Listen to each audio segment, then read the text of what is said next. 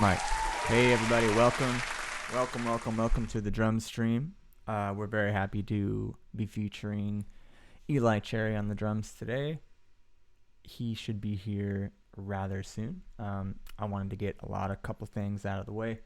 Let's start off real straightforward here. Let's get it up with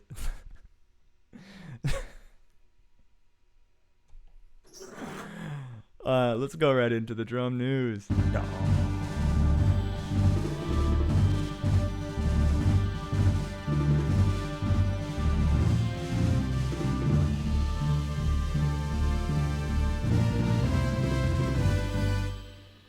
Yeah, everybody, drum news happening today. I thought there was some really interesting news that was going on today.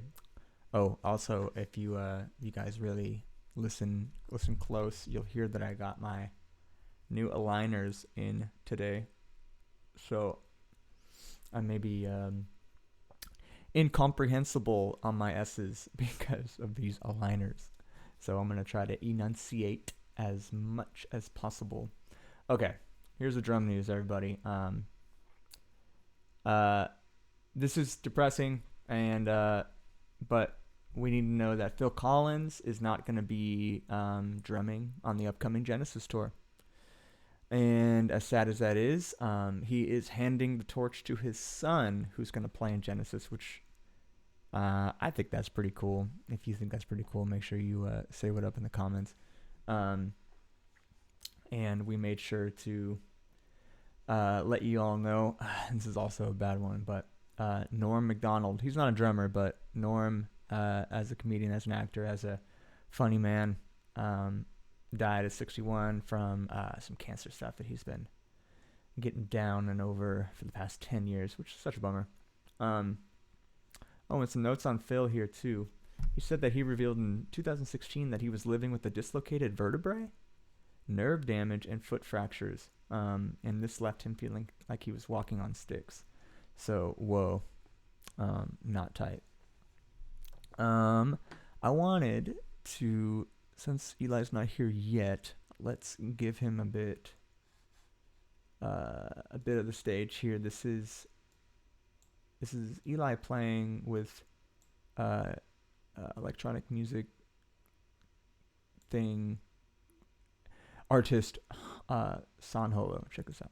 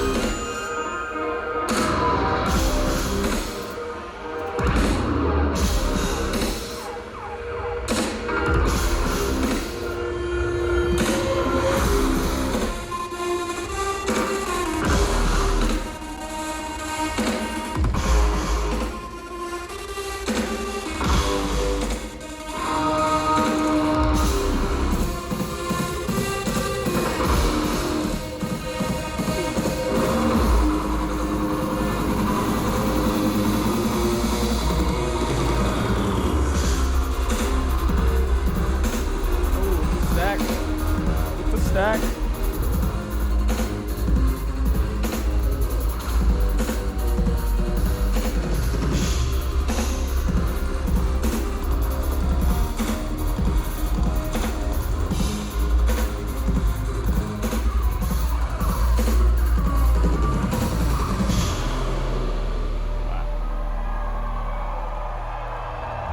So you guys, this is our dude, our boy, the guest today,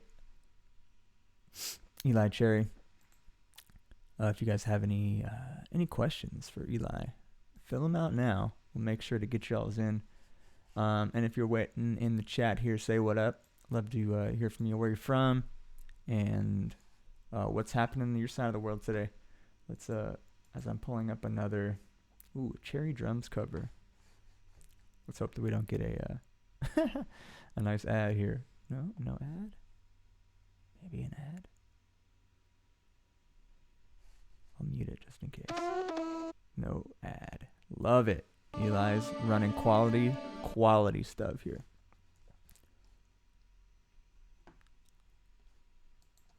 This is this is another San Holo tune. We'll probably get flagged for this. All good on the drum stream. We're living on the edge.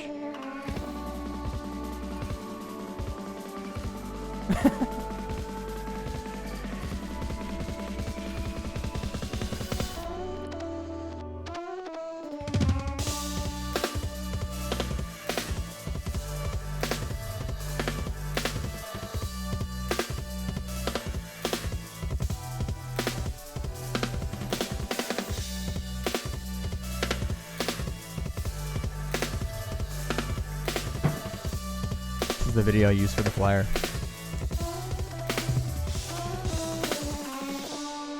Bro Cherry from Boston. What up, what up, what up? Love this drummer. Yeah. Woo! Yeah, Eli's the man.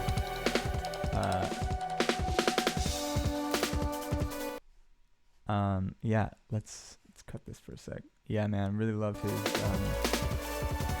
sense of time, sense of his vocabulary, you know, really fits every artist he's playing with. Ro Cherry, are you related to Eli Cherry? That would be cool. We got a couple more visitors here. Say what up. Tell us where you're from. Eli should be in here momentarily. I'll spill the beans. Eli said he's getting a massage and the masseuse was late to his house. Don't you hate when that happens, man? We got to make sure to roast him when he gets back, or when he comes in. We'll give him one of these. Maybe. I don't know. Definitely not one of these, but but maybe a couple of these, you know. Yeah, we'll definitely give him a couple of those. So yeah, if you're in the chat, say what up. Love to hear from you and see what's going on. Let me make sure my docs are up. Got to get the chat up so I can see what you guys are saying. Anyways, y'all, thank you so much for being here on the drum stream. We do this every Tuesday normally from 12 to 2 o'clock, somewhere in that time frame. We've been having a lot of great drummers. Next week we're going to be having Tyler Hammond, who goes by Tyler Hammond.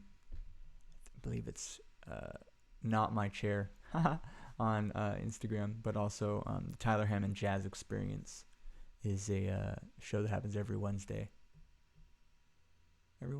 In Hollywood, out here on the West Coast. Some might argue the best coast, but I'm sure my Bostoners in here would argue otherwise, huh?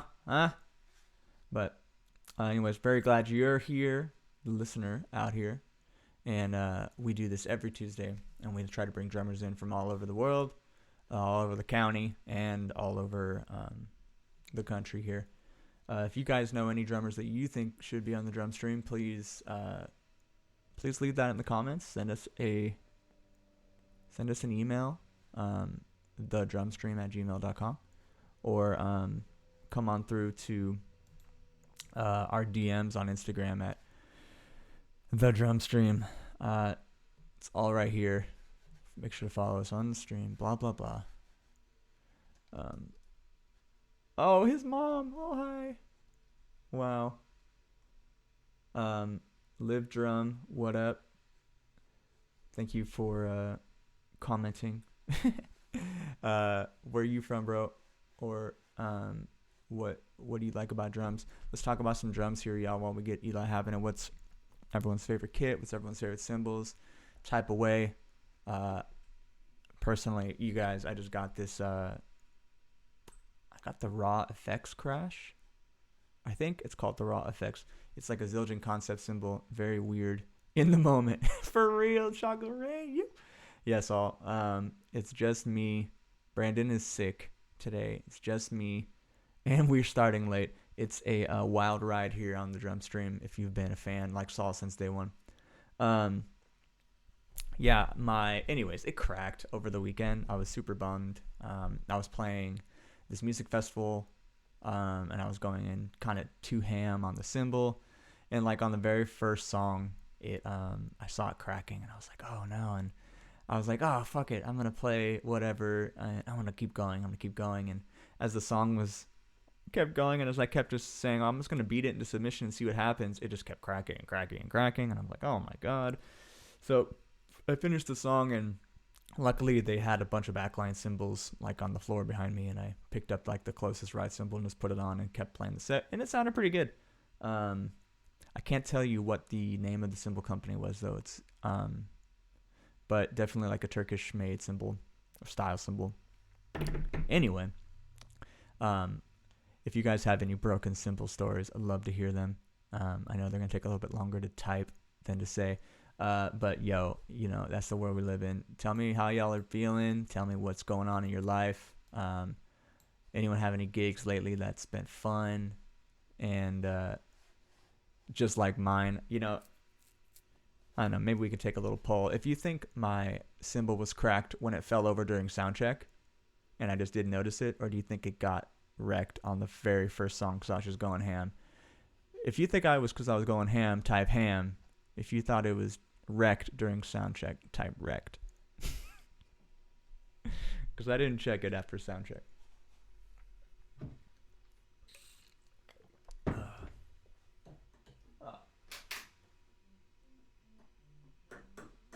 You guys can hear the synth. Let me know too.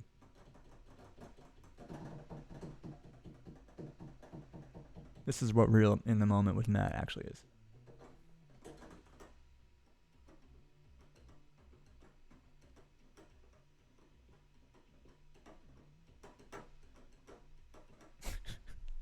Anyway, so yeah, if you guys, let me pull up my notes here. It's so cool. Eli's mom's in the house. Mama Cherry. Yeah, maybe we can get some mom stories from Eli's mom. That'd be really cool. Oh, trying to start a shed in the Central Coast Bay Area. If anyone wants to jump in, Matt. Yes, we do have to shed. It probably cracked when it fell over. Damn it. Yeah, I hope not. Def ham. That's what I'm talking about. Yeah, I think it was because I was just going too ham. I was being irresponsible. Irresponsible drummer. But those Zildjian concept cymbals, they have a very odd shape. So someone else made me feel better and said, oh, well, it's because it's such an odd shape and the vibrations don't vibrate out evenly. I was at a music festival, guys. People, it's so funny, dude. I love music festivals, though. I would go to this one again. It was called Same But Different in Lake Paris, California. Happens every year.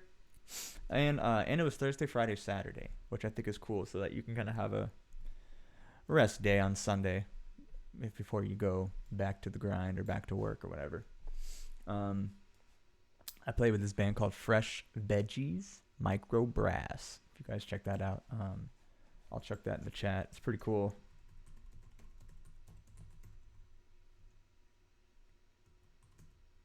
Ooh, I love having a Bluetooth keyboard, but I also hate waiting for it to turn on. Yeah, if anyone else has anything they want to announce, man, chuck it in the chat. We're just waiting here for Eli trying to get some drum community going. I know we're gonna have a very relaxed conversation when Eli gets back because he's gonna be just fresh off the massage table. That's gonna be dope. We mentioned earlier for people that weren't here during the drum news that Phil Collins is not going to play the last Genesis tour, which is a bummer. But it is a happy ending because he gets to pass on the torch to his son, who's going to play the rest of the Genesis tour, which is pretty cool. Personally, I think Timbo from Kino should get the gig. He's got the rig. He's got the vibe. If you think Timbo should be the next Genesis drummer, type Timbo. If you think the next Genesis drummer should be Phil Collins' son, type Phil Collins' son. Let us know what you think. I'm going to type in this band fresh veggies, micro brass. Oh, I can't. Okay, I get it. Plot twist: Timbo is Phil. That's too good. Yeah, Timbo is Phil Collins' son. Duh. Here's. Oh, yeah. Okay, two S's. There it is. Type that into Fresh Veggies Micro Brass. Type that in, and I typed micro wrong. Damn it, you guys. Fresh Veggies Micro CROBRASS Micro Brass. We got 5 people in here. I don't see 5 people talking. Sabsveo, like father, like son, dude. Sebasaveo. Yeah. Right. Like father, like son. Is this Eli's father? This is possible. Plot twist. Saul. Eli brought his whole fan band to the drum stream. Cherry team assemble.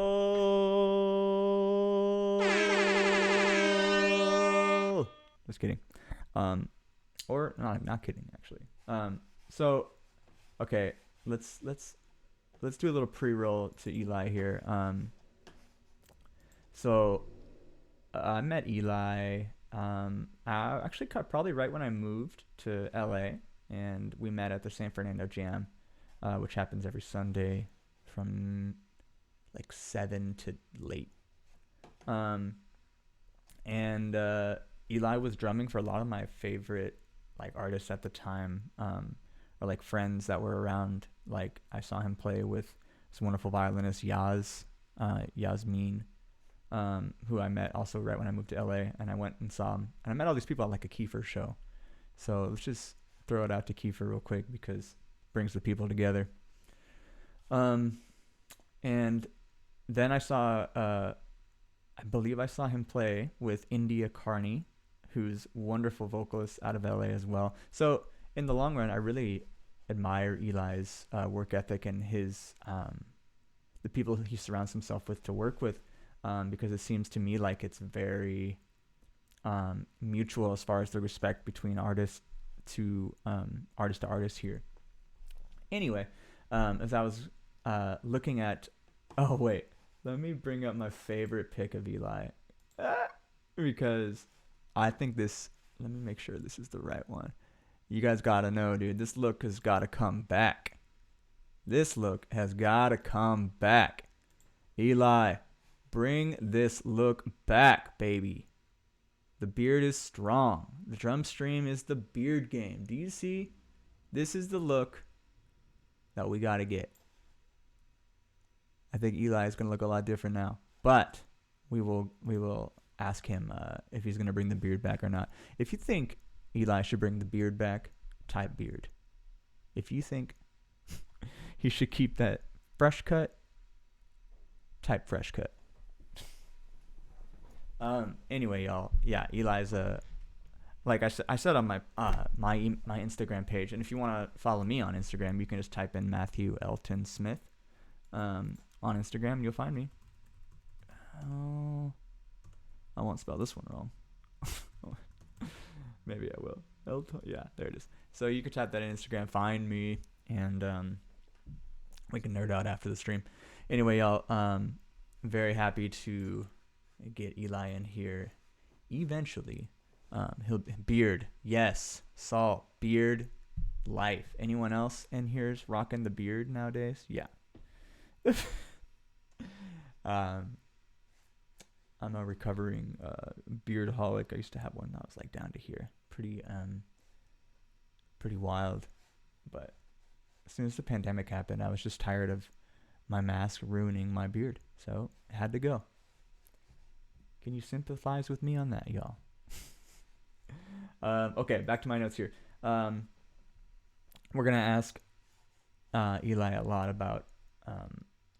he has a very up-to-date bio on his website, which actually gave me a lot to prepare for this. So let's get our questions rolling in about, what it's like growing up in Boston, as Eli did. He grew up in Boston. He did theater. Anyone else do theater out there in the drum stream world? Um, so he was also like humming tunes at like 2 and 3. This is all from his bio, you guys. I'm just paraphrasing here. I'm not the stalker that Eli wishes I was. Just kidding. He did theater. He studied with this drummer John Purcell. This is cool. Local Bostonite.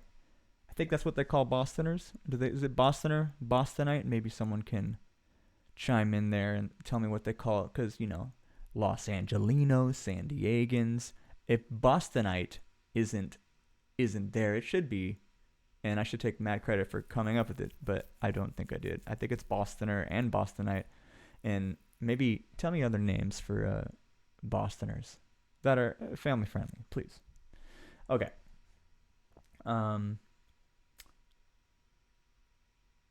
Right. Eli kind of, got the drum bug, got the music bug here. And I think it was really starting to become something that he understood to be fun, but also a career when he won this jazz festival award from Berkeley High, which is like a travel festival. So if he was still in Boston, that means he would have had to travel to the Bay Area, California, which may have actually like influenced his move. Eventually, he didn't get there yet, but he went to college in Denver on like a full scholarship. Only then to leave after his first year. Ooh. Some would say boo, but I would say yes. Because then my friends, he left college to go to LA, followed his dream to go out and play music with the best, with some of the best, with if you can make it here too, you can make it anywhere too, and I think almost immediately he started playing with people around. This is the part that I want to dig into in the short time that we have, which is kind of this post-move movement in his life.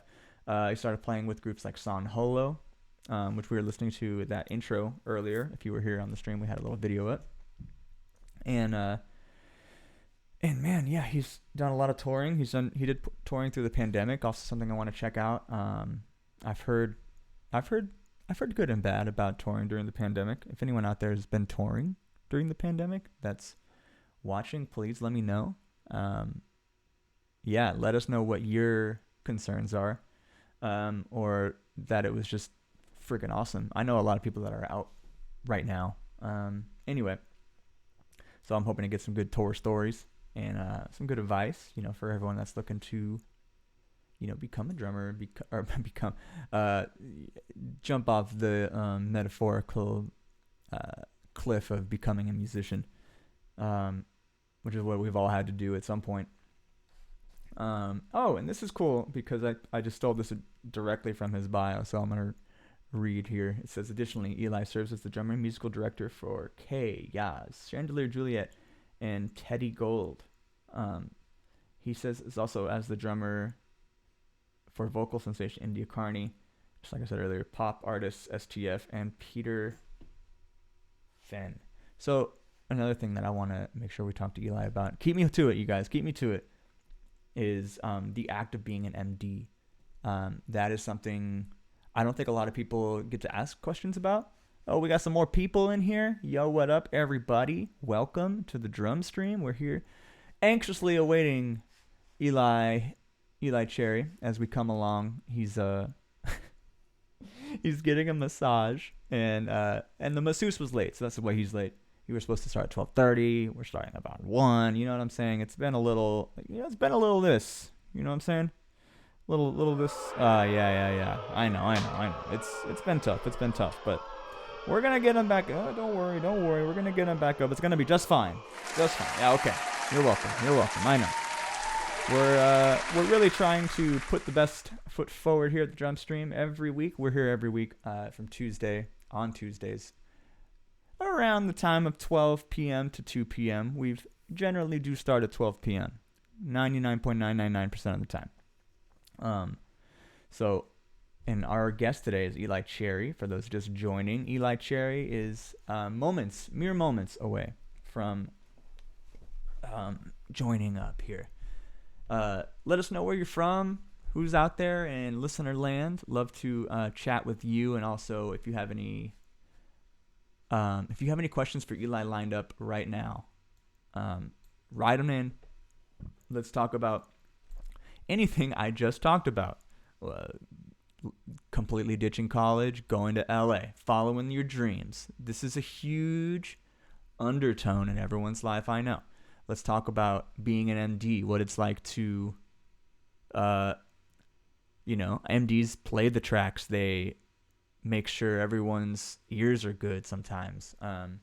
Like I said, I don't know much about being an MD, so this is what I want to dig into as well. I'm sure y'all do too.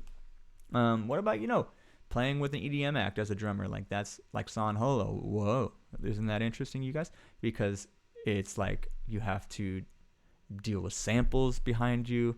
Like these are big stages, big roles and big responsibilities as a drummer, which I really appreciate that Eli gets to do. And I want to ask him about those things. But don't you want to ask him about those things? If you, in Drum World, Drumstream Land, have a question for Eli, type it in now. Lock in your stuff. Also, gotta throw this out there for all the Californians listening today. Make sure you vote no on that goddamn recall, and turn that thing in today. Turn that ballot in. Come on. Something else that I found interesting in reading Eli's bio, you guys, was that there's two things, and maybe we'll go with three things. The first being he's played in Dubai at Quincy Jones. Oh, here he comes, y'all. Here he comes. Ah, yeah. Yeah, we're here. Eli Cherry.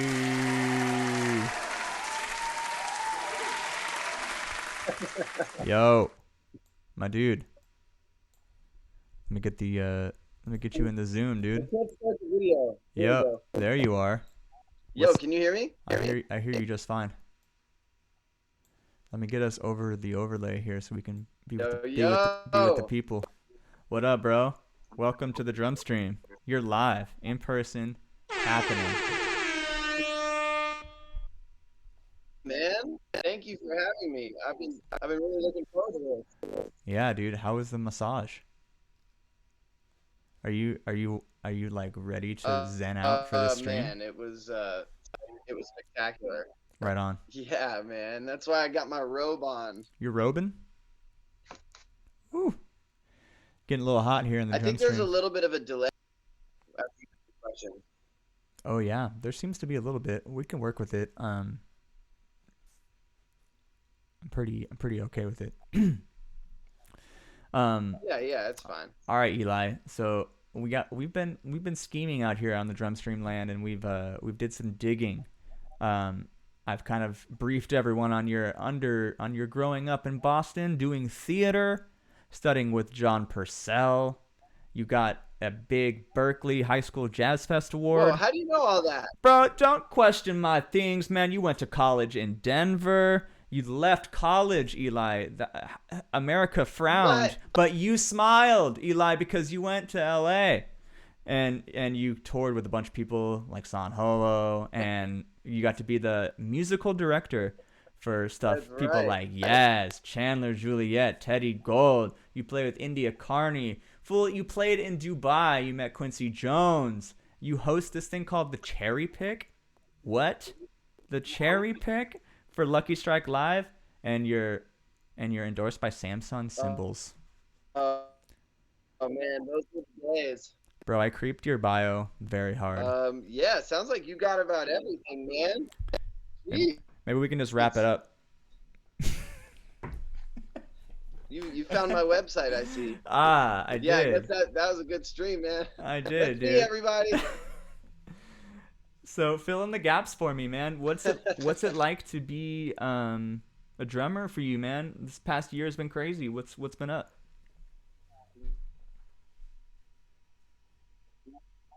Yeah, gosh, where do we start? So I guess I'll start with the most recent thing, which was this massage. Um, I I don't know if you have ever done this, but today was the first time I specifically asked my masseuse to focus on my forearms and my hands more than as the pandemic has kind of uh, shifted gears. I wouldn't say it's come to a close, but shifted. I've been, doing between 1 to 2 private event gigs,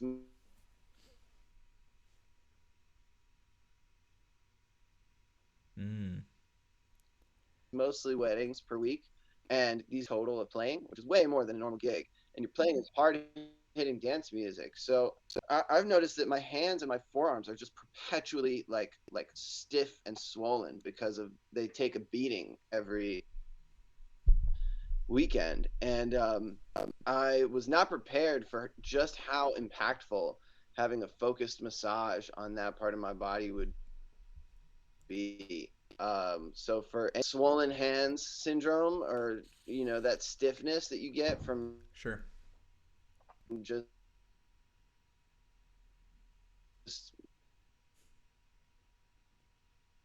playing too many hours too hard, a lot better. Right on. Right on. Everyone, make sure you go out and get a massage and tell them to rub your the places that you play. You know that makes total sense. That doesn't That's make right. that doesn't make a That's lot of exactly sense right. actually, but it kind of makes a Self little care is sense. very important. Yeah. Um. Well, man, love it. I'd love to. Self care is really important though, when you're using your body for as your your body is like uh, is a really big part of playing the instrument of the drums. I mean, every instrument you have to use your body, but the drums is really a full body Yeah. instrument. So taking care of your body, I think, long term sustainability as a career as a drummer. Right on. Right on. Hey, for everyone out there in the drum stream land, if you have any questions for Eli, make sure you Do you type have them in the any chat. Do you have any questions you want to ask? Because I have a hard time knowing where to start. Bro, I got hella questions. Let me ask what it's like to be a musical director of any ensemble. Hell yeah. What are some of the difficulties that you've endured?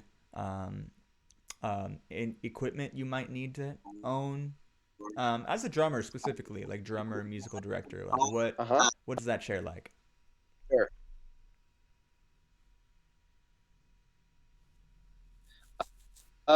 That's a great question. The primary responsibility of a musical director, uh, you can music direct an entire band, just you and the artist. The primary responsibility as a music director is to talk to an artist, the artist and the show, the artist and the band, the translator between the artist and the band. The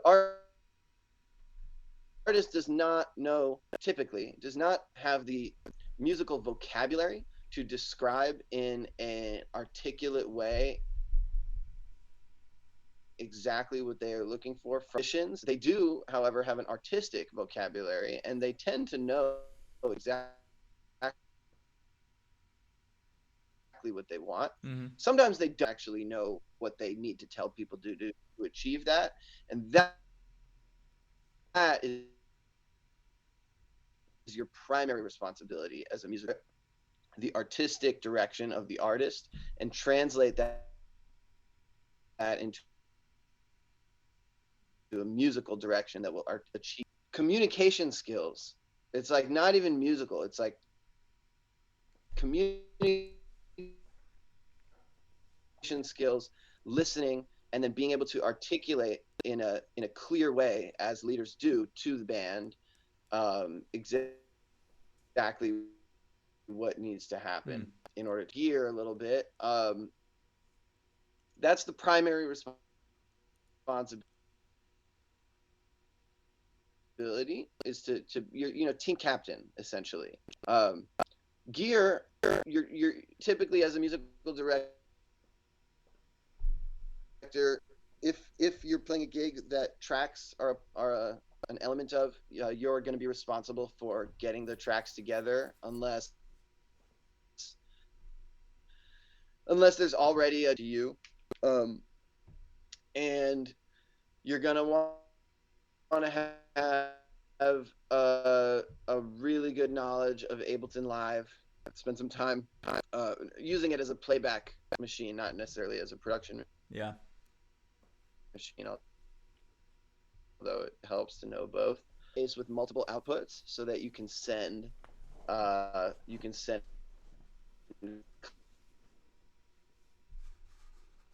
click, and you can send different steps, and that's the bare bones of what you need as a musical director to run track. And the audio interface needs to have multiple outs. Right. But there's so much that can proliferate beyond that. Like I can show you. For Teddy Gold, we're doing rehearsals big for her.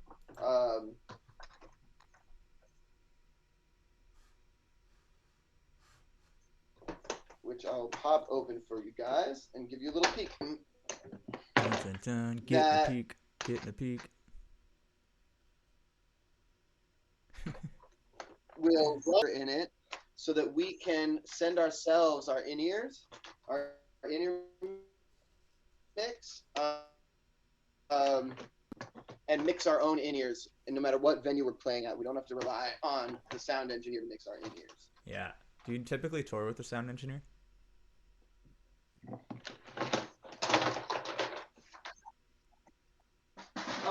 Yeah, I would say typically yes, but on smaller tours, you're not going to be touring with a sound engineer. So it really just depends on the budget and size of the tour. But typically on high we can, Teddy is not touring yet. She's booking shows in LA, and we can bring this rig to any show in LA. Wow. Hey Eli, I want to interrupt you just for a quick second. I want to see if you might be able to move to a different part of the house, or like maybe somewhere with a little better reception. It's just really choppy over on my end. I'm not sure Yeah, if it do you is on think your end do too. you think it's on my end? All right. Yeah.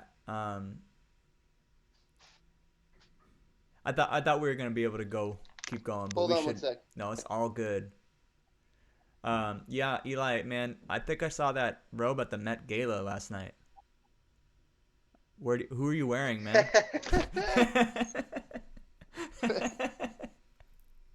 I'm actually wearing a parachute. They make sheets and bedding, but they also make Oh, dank robes. dude, this is already getting so much better. I see Did your it get body moving. It's, better? it's, we're not getting a. All right, let me go get headphones. Okay, cool. We made it, guys. We're inside the house.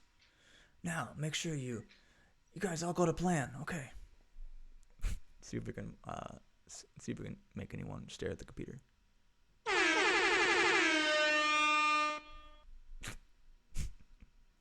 Little plug for us. Let's make sure we drop one this in. Crank our snares. Right, so you can crank our snares and go to the about section of our Twitch page, and there's a little donate button.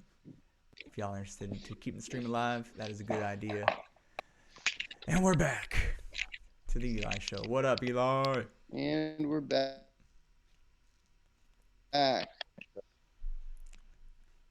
Seems like we're back.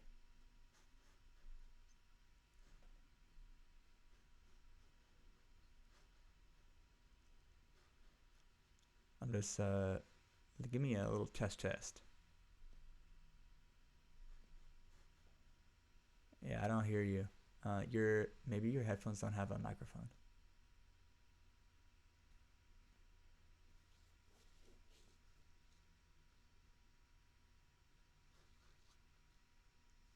Can't hear you, but you look great.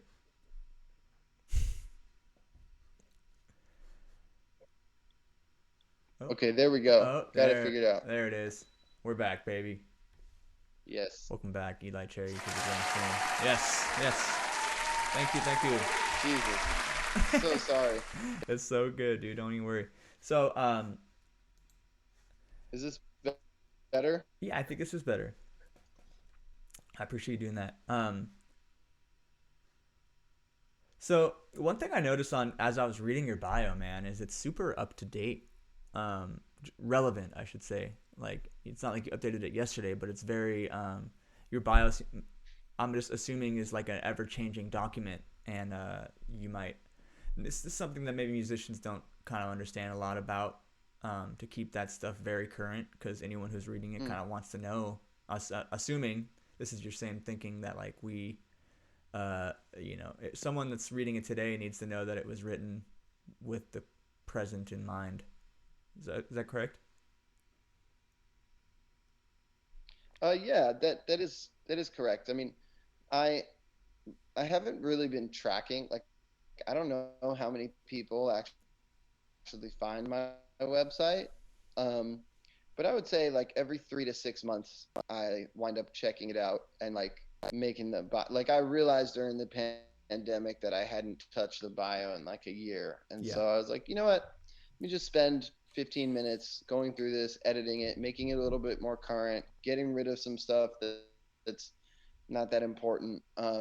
My bio is pretty wordy. I feel like if I read somebody else's bio that was as long as mine, I'd tell them to cut it down a little bit and make it Yeah. a little more It's on concise. your But website though. I would agree. It's pretty my all thinking was right. just kind of to put to put it all out there. Yeah, you think so? I like the segmented bio. Thank you. With your bio in mind, you played in Dubai for this Quincy Jones club. Tell us a little bit about that. And you got to meet him, and like not everyone gets to meet Quincy Jones. So tell us, what Man, was that like? Dubai's we wild. could talk about Quincy Jones. First of all, we could talk about Dubai for like 3 episodes of this. I could go forever. Dubai is the weirdest place I've ever been. Um, I've been there twice actually on two separate contracts. The first was I was 21 and it was like I played 6 nights a week, 4 sets a night, and a dive bar at a Whoa. 2-star hotel on the outskirts of the city. And I did that for 7 months. Yeah, that was like my first foray into professional musicianship.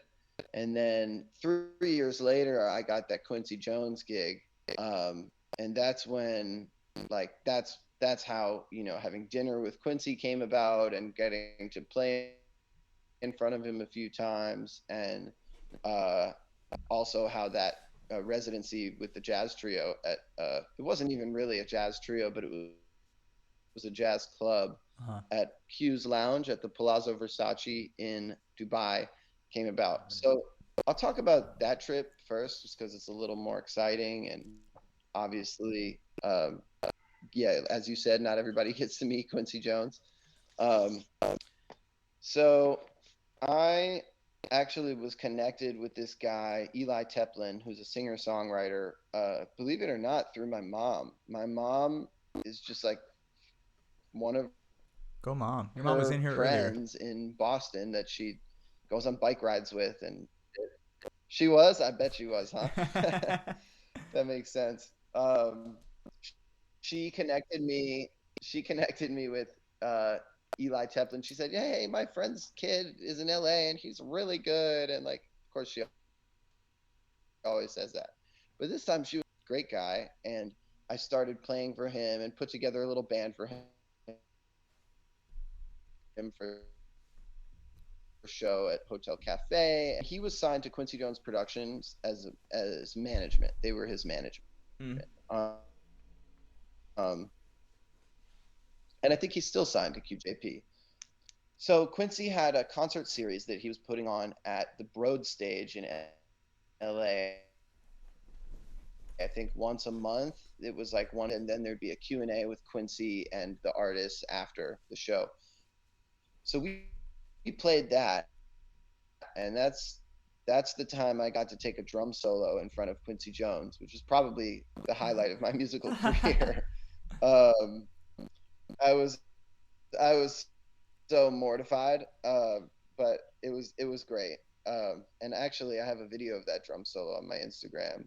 But uh, yeah, we played that show, and I think playing that show and him kind of digging the trio's vibe, basically, we were playing pop songwriting, but very musical, very, it could fit in the jazz club. That's what I think prompted him to send us out on the gig at Q's Lounge, which was at the hotel in Dubai, which we did for 10 weeks. And we were performing 5 nights a week, 3 sets per night, for 10 weeks straight, which is really it's a really impactful musical experience to play, the same stuff that much, uh, you know, every night, 3 sets a night, 5 or 10 weeks in a row, 5 nights a week. It's like so transformative musically.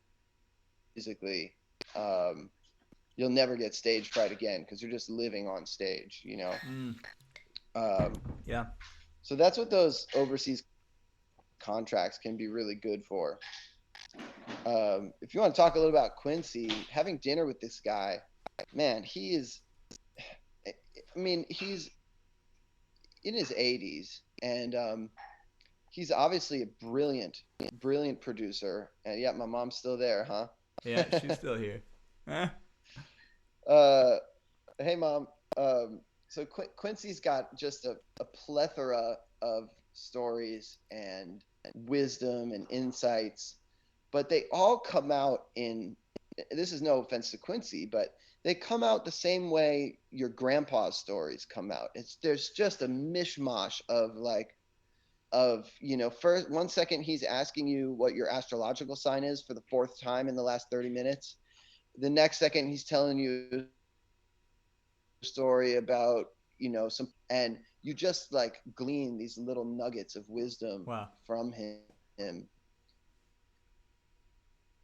They just his power is his aura and his vibe and the way he influences a hang. um and he's still got that, even in his old age. But he will ask you the same question maybe 4 or 5 times because he's getting old. um and it's a magical hang getting to spend time with that guy. I bet. I probably will never have it again. Who knows? But we had a nice, like, long 3-hour sushi dinner, Oof. and I'll never forget that. 3 hours of sushi with Quincy. Sushi. Really good sushi Wow. too. That's so cool, man. Um, We showed up to this restaurant like 15 minutes before they were supposed to close, and we called them ahead, and he was like, "Hey, I'm Quincy Jones. Keep the restaurant open." And they were like, "Bet." And then we were the wow. only ones in the whole restaurant.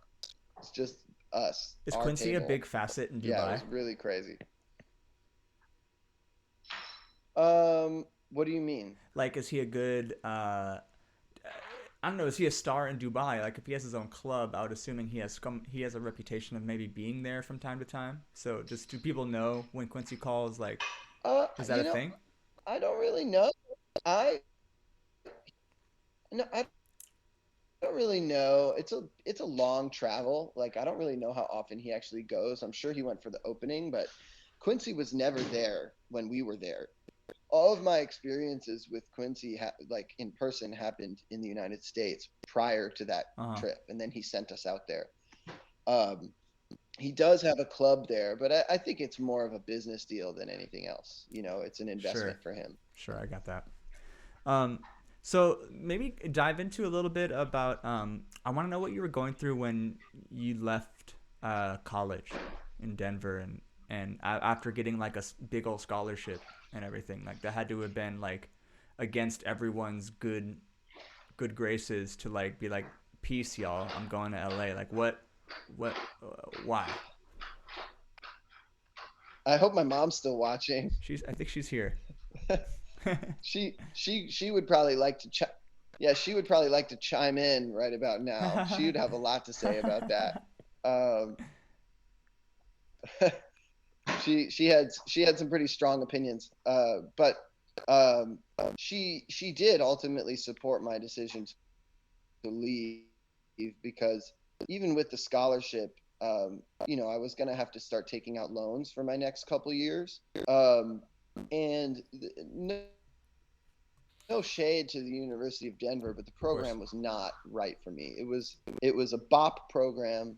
5 of the 6 ensembles were bop ensembles, and uh, the guy who ran the program at the time, Lynn Baker, was just he ran the program into the ground. He was so old fashioned, and I just felt that I did not want to spend my four my most formative musical years in this place where I didn't feel like I was playing as artistically or creatively as I was in high school. I wanted something, deeper and heavier than Sure. my high school experience, not less. So my reasoning was simply that um, I wasn't going to be trying to have a professional music career in Denver, and I wasn't going to be trying to get a job at the University of Denver. So there wasn't really much value Sure. in a diploma from the University of Denver music program. That was my reasoning. There's nothing against college degrees. I think if that school would have been fabulous for me to get a business degree at, but as far as drum performance, I wasn't getting the knowledge that I wanted out of it, and I didn't care about the piece of paper. So I thought it would be a bad idea to go into debt for that. So I moved to LA, and I went to Musicians Institute for a year and a half as a way of integrating myself into the Los Angeles music culture. Interesting. Um, Who did you study with at MI? and musicians, um, like as far as privates, Yeah. uh,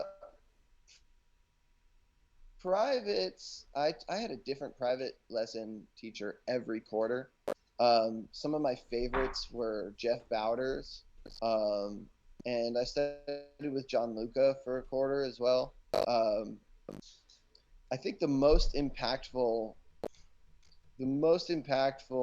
knowledge that I got out of MI was there are two things. One, it was the first time in my life, and this is sad because I wasn't that good of a drummer, but I was pretty rough at that age, really far behind. But it was the first time I'd ever in my life met a drummer who was my age that was like way better than me, and that was like, okay, I guess I gotta actually practice. Hmm. Because up until then, musical ear, and like a really good musical ear and really good pattern recognition, Mm-hmm. and good decision making. Absolutely no hands, no chops. Like could barely play clean doubles. And and I met someone at MI. His name's Brent Tyler. I met a few drummers, but some of them were a little bit older. But Brent was my same exact age and was an absolute monster on the kit and a monster on the bass. And I said to myself, "Oh shit, I better practice." Haha. And and so that was impact number one. Impact number two that was very impactful was the technique teacher at MI at the time was a guy by the name of Robert Carson. Hmm. If you're a drummer and you're listening to this, study Robert Carson. It doesn't matter what you want to be better at. If you study Robert Carson, you you will be a better drummer at literally everything about playing the drums. Robert He Carson. is Shout an out. absolute guru. Shout out Rob Carson. He only like all of his teachings are with the pad. You don't do any drum set with him. You don't even do snare drum with him. You do pad. And his strategies for improving your hands and your physiology as a drummer are unparalleled. He's given private lessons to just about every famous drummer you could think of in LA has gone to Rob for a tune-up at some point in their careers. Like we're talking Vinny, we're talking Virgil Donati, we're talking like big time clinician drummers. Yeah. They go to Rob Carson every now and then to get their hands in shape. Wow. So definitely look up Rob Carson. There's some old clips of him playing. He's got a very like Buddhist philosophy to playing the drums. It's a lot of like exercises for breathing while you're playing, and like the amount of time under stress that your muscles need to acquiesce, the amount of days in a row you need to do the same thing before it starts to sink into your muscle memory. I did privates with Rob after I left MI, and there was about a 4-month period where every single day I would do an hour and a half pad routine that Rob prescribed me. I did this really only 4 months, but I did it every day, hour and a half pad routine. And I've never improved more at drum set playing than those 4 months. Wow. Never. That was by far the most impactful 4 months of my musical Can you tell us growth. without giving So highly away, recommend Rob like, what that Carson if routine you can is? figure out a way to get him. Yeah, absolutely. I'll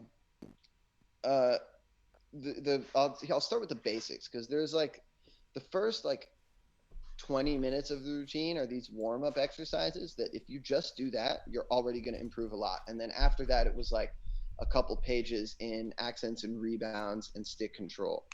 But these warm-up exercises, step one is you get some thick ass sticks. They don't make these anymore, but Rob made everyone buy these sticks that ProMark made called DC10s. You can still buy them on eBay, but they're technically discontinued. And they're really thick and they don't have a tip. They're just thick with a shoulder and it just ends.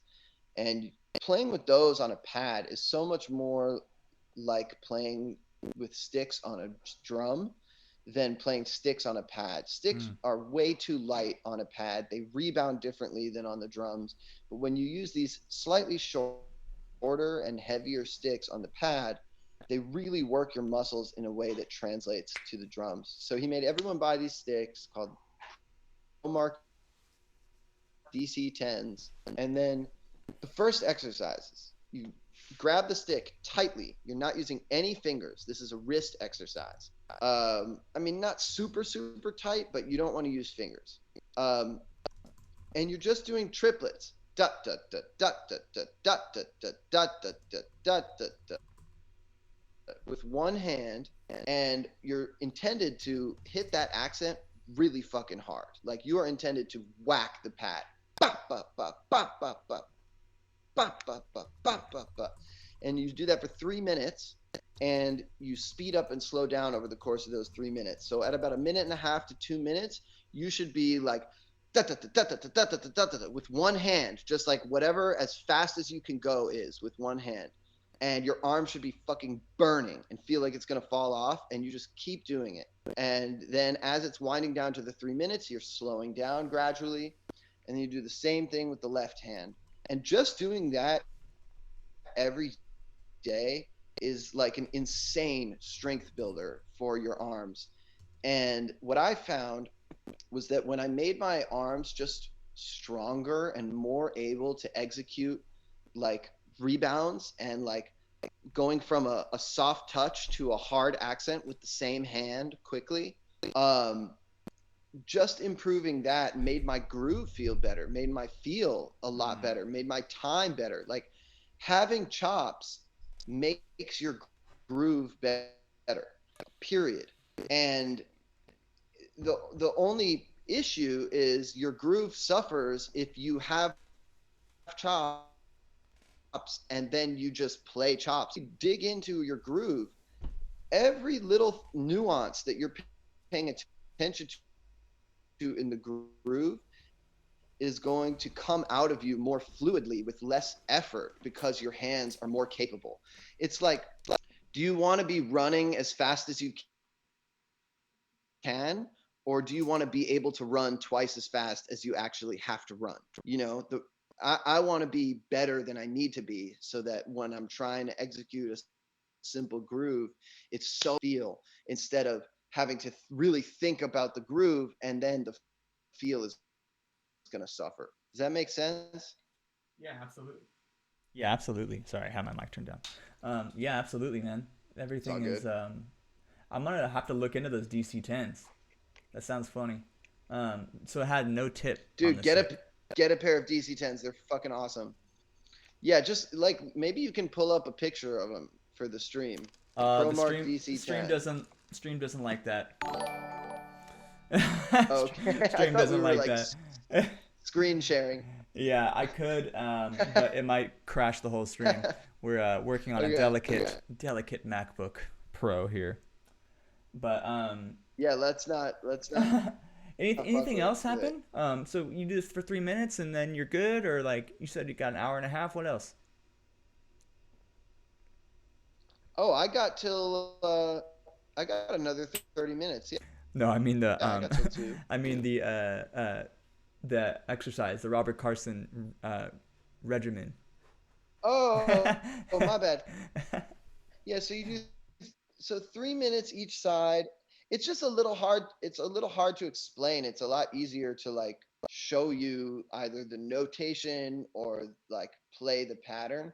But it's really just these very simple strength building exercises. Um, and by far, I found the most impactful one to be that first one of just doing triplets, one-handed triplets, da da da da da da da da, da as fat up. Start slow, go up to as fast as you can. Let it burn. Push, like let it burn. Pull down a little bit so it's clean. Then like push slightly ahead to where your hand is starting to fuck up a little bit, then pull it back to what's comfortable and breathe through that Sure, burn. sure. And then control it, bring it all the way back to like da, da, da, da, da, da. And then and do it with the next hand. Start slow, go all the way up to your limit, bump up against that limit a little bit, breathe through the burn, then come back down. And then, then pick up accents and rebounds or stick control and just pick like 2 pages and just do the whole page, and try to get it at a decent tempo. Rob had me trying to get up to like 125, which was actually pretty fucking hard with those books. um, that's what I Mm. did for those 4 months. I mean, I don't even do this stuff anymore really, but it changed my playing like night and day. These doing these pad exercises every day. You really have to do it every day. Like Yeah, you could sure. take 1 or 2 days off a week, if you got stuff going on, but it it you will be astounded at your growth if you do this stuff every day. Yeah. I was, I done stuff, 3 days in a row and didn't see that much improvement and kind of was like, okay, so it doesn't really matter. It's more over time. But if you actually do it every day for like a couple weeks, it you get addicted to it. You're like, I don't want to stop. I'm improving more than I ever have.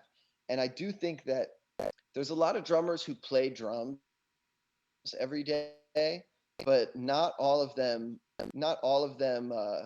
practice every day. And there's a big difference between playing drums and shedding and practicing Dude, and making tell me sure, about that a lot of times difference when you you shed, say. Yeah, you are, go on. yeah, a lot of times when you shed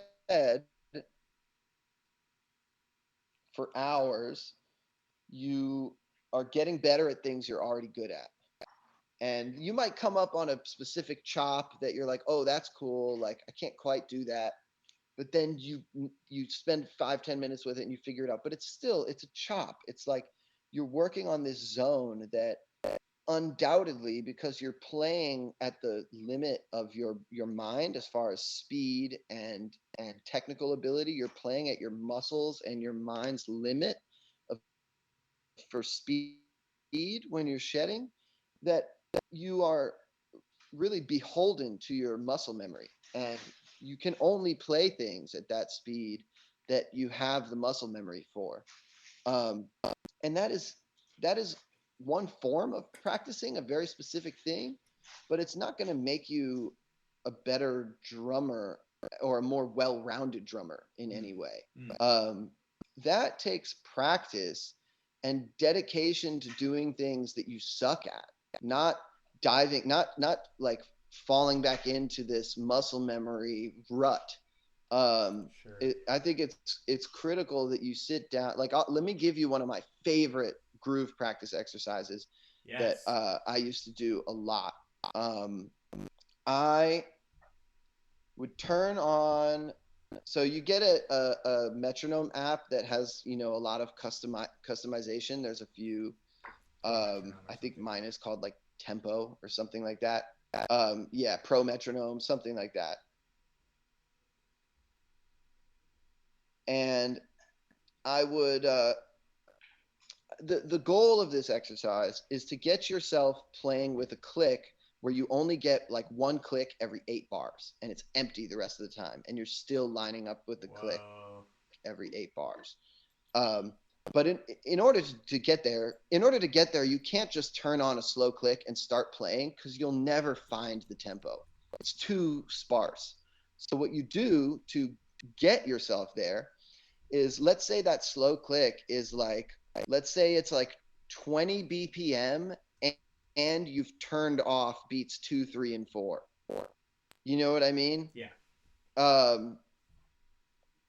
Or 40 BPM, and you've turned off beats 2, 3, and 4. So it's 40 BPM is already slow as fuck, and now you're only hearing beat 1. So what you want to do is you just start with multiples of that. Sure. Start with 160 BPM and just play a groove. So it's going to be like, what is 160? Like da da da da da da da, something like that. And you just play.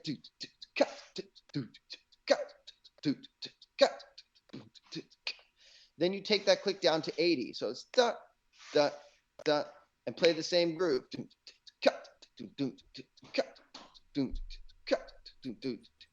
Now take it down to 40. Da da da da, and play the same groove. So now you're getting a click every 2 beats in your groove. You're getting click, pull out beats 2 and 4. So now you're getting click,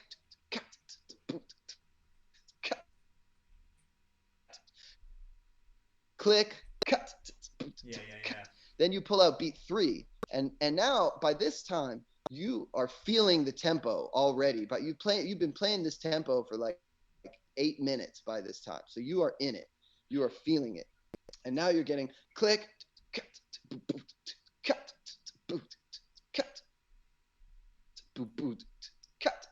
and then from there, if you want to go one level further, you're only getting a click on beat 1. You take it down to 20, and now you're getting one click every 8 bars. And usually for me, by that time, I've been playing that tempo so long that I'm pretty locked in. And it does waver, I'll get to where the click is supposed to come, and it'll flam with me, or it'll be a little ahead or a little behind. And you try to make that tiny adjustment that gets you back on when it comes back around again. And once that is starting to feel pretty locked and you're nailing it every time, then bars, just like that. So now you go from click,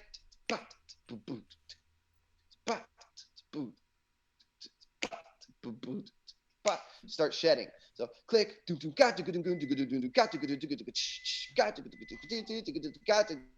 click, and that shit is fucking hard as fuck. Yeah. But it is, if you do that, every day, and you do it at a couple different tempos, 150, just so that there's a little bit of variation. Sure. You start to lock in all of these different tempos just internally. You're lining up with a click every 8 bars. Like, a bass player is going to love playing with you because you are not going anywhere. And that is a really, really, really, really big time groove exercise that honestly I came up with that. And just because I felt like I wanted to figure out a way to play without a click but have the click still keep me on, every few bars. Yeah, getting it to 8 bars, that's And I insane, think man. that helped That's me a lot. applause.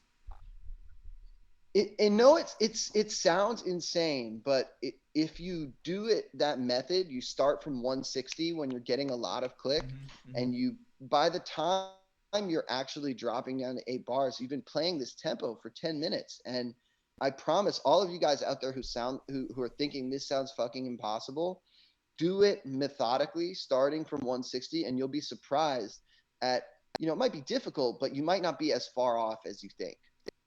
Yeah, I feel like sometimes it's about getting to that certain threshold to where like you can barely hold on, and then kind of like that's when you learn and that's when you push. You know, as far as this Yes, type of practicing goes. 100%. Like with any up tempo exercises or 100%. any endurance exercises for that matter too. I don't know about you, man. I played in Lake Paris the other day, and it was hot, and I was playing at like 3 o'clock. Paris, France? No, Lake Paris, California, and Oh, I know that um, place. Yeah, yeah, yeah. and I was playing It is outside, hot and I was playing festival, and I was out getting very there. like into it, and man, I developed a blister so quick because my hands were sweaty. It was Wow. outside. It was like 3 songs in, and I had like yelled at the sound guy. I'm like, I need gaff tape because I was like wrapping my finger up so I wouldn't like get crazy on the kit or something. But yeah, I'm curious. Like, do you Yeah, that shit does that hurts. run in? Do you run into this type of stuff? Like, I feel like maybe something that's hit me up in Corona is that I'm not as I don't have as much. I might not have as much endurance to like play like the hour set of like 100% rage hour, not like the acoustic unplugged set, you know. Totally. But like you got to go ham for an hour and not suck. Totally. I mean, that's what these weddings are, man. These weddings are like more than an hour. It's like because it's all dance Oh, I get you. music, hard hitting, four on the floor. Don't stop believing, and 24 karat magic, and just all of this.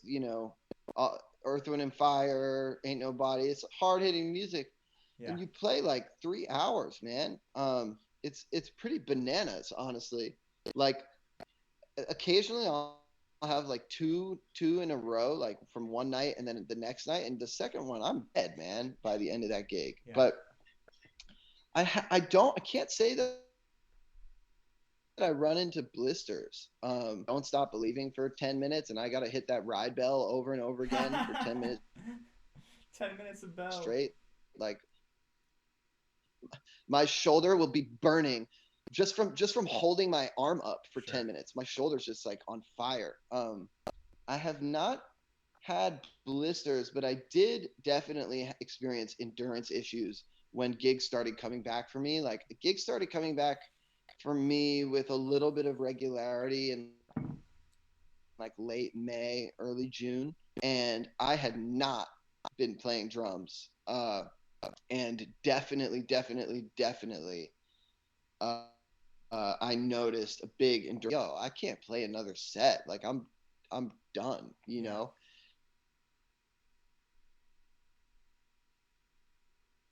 But that has comes back.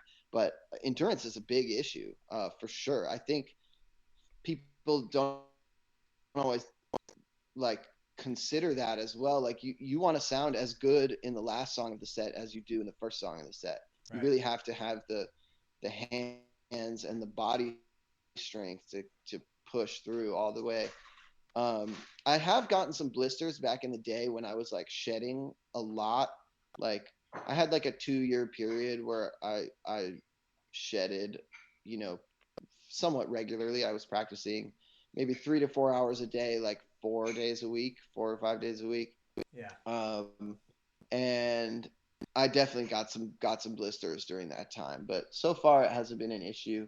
It might be something with the way I hold the sticks. Like definitely thought a lot about my grip over the years, and I'm still like I'll be playing drums and catch myself holding it a way that I don't like, and just like try to make those adjustments. But Mm. at the end of the day, I also don't want to make those adjustments on gigs if they're going to compromise the quality of my playing. Sure. like I might be on a gig and I'm like, I know I'm doing this wrong, but if I try to do it right, my feel's going to suffer a little Ah, bit because I'm not as used to doing it that way. Um, so, as long as you're doing enough to prevent injury, I think that's what counts when it comes to I technique. think that's great advice. Um, with the time that we have left here, I would I would love for you to maybe pimp a little bit of the stuff that's coming up for you, where people can find you online. Okay. If anything, this is the good time to plug some stuff. Uh, and also, everyone in the chat, make sure you get in your questions. I see you out there. Yeah, if Yeah, you have yeah, any questions, I'd love to answer. Oh, they asked me to finish the MD setups. So let me finish talking about that. yeah. Hit it. Um, the MD setup that I recently put together consists of, and you can literally you can go on YouTube and like find someone else that's already made a video of this, probably this exact setup. But it's uh, so we've got a couple splitters, two 8-channel splitters. What a splitter is you plug an XLR line into it, and for every XLR input, there are two outputs. Um, One of those outputs allows phantom power. One of them is just an output. And so we have 8 of those, so 16 total. And everything on stage gets plugged into our splitters. It doesn't get plugged into the stage box. The vocals, the drums, the backing tracks coming from my audio interface from my computer rig, that's all going into the splitter. Then from the splitter, I have a snake, uh, which is a collection of XLR cables. If you're not aware, I have a snake that comes out of the second channel, or the first channel for the splitters, the one that allows uh, phantom power for each channel. The first output, the snake is connected, and that's going to go out to the stage box, which goes to the front of house, and then they can do whatever they want with it. The other output is going to a Behringer X Air X18 Air uh, mixer, Those which mixers is are it's so essentially badass. it's a mixing console, but it just doesn't have any controls on Right. it. Yeah, it's just a mixing console with an iPad. You use your iPad. That gets sent out to a wired pack for me and a wireless pack for our for Teddy, the artist, so she can go on her phone and set her mix exactly the way she wants it. And every time we show up to a venue, it's going to be the exact same mix. We don't have to spend any time dealing with our mix and sound check. And the front of house person doesn't have to worry about our mix. They can just mix the show. Yep. So it makes everything better for everybody being able to do this.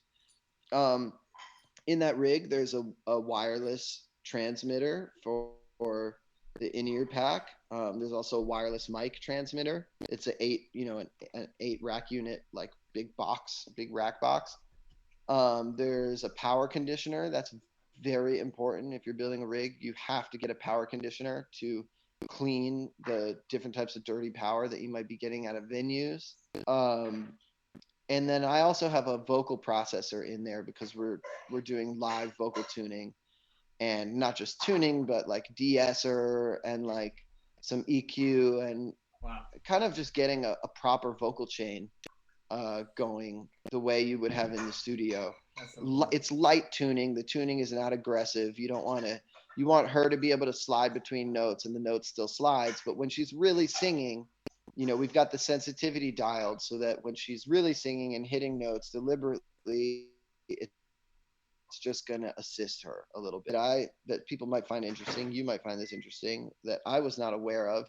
This is like a troubleshooting thing or something I learned during this process is if you are singing with tuning, with your voice is getting auto tuned in real time and coming back to you, and you hear the tuned vocal in your ear, it's going to have a phase issue with the actual sound that you're hearing in your skull cavity from your voice, because the tune, like the tuning of your voice is like a few cents flat or sharp from the tuned vocal you're getting back in your ear, and it's gonna sound like two notes that are almost the same being played at the same time, and it sounds awful.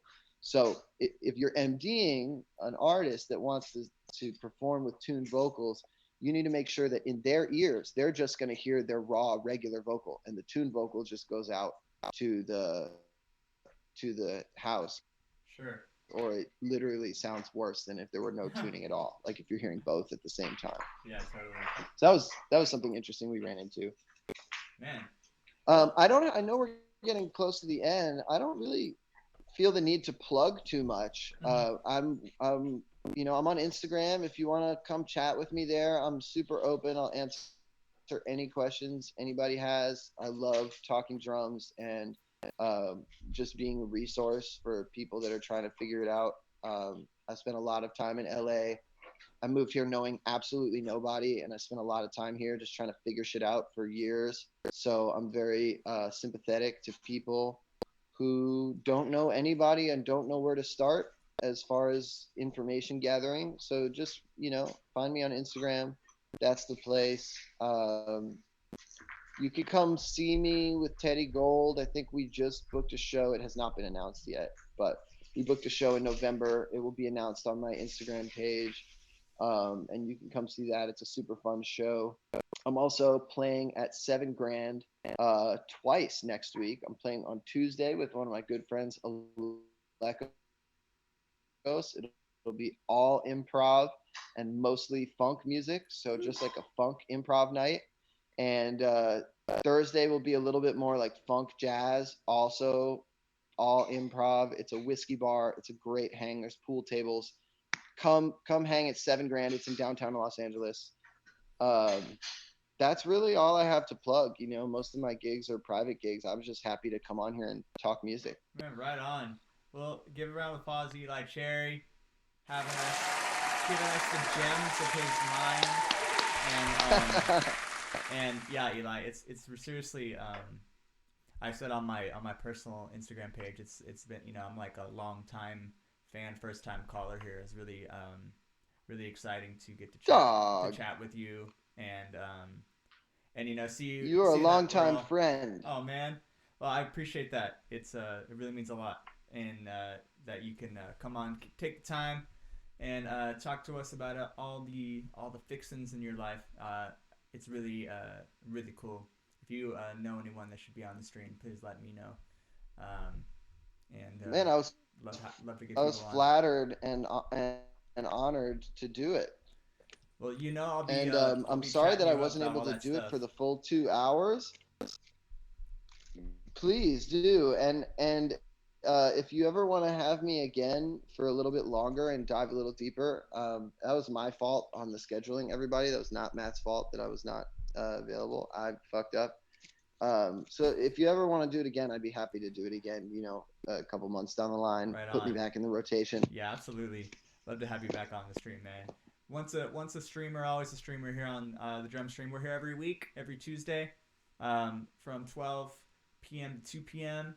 Next week, we're gonna have the insanely talented and facially recognizable Tyler Hammond on drums. He's gonna come in and talk about Nice. talk about skateboarding, talk about drumming, and how I've actually had a really good conversation about how music, improvisation and skateboarding kind of come hand in hand with him. So it's a very interesting conversation.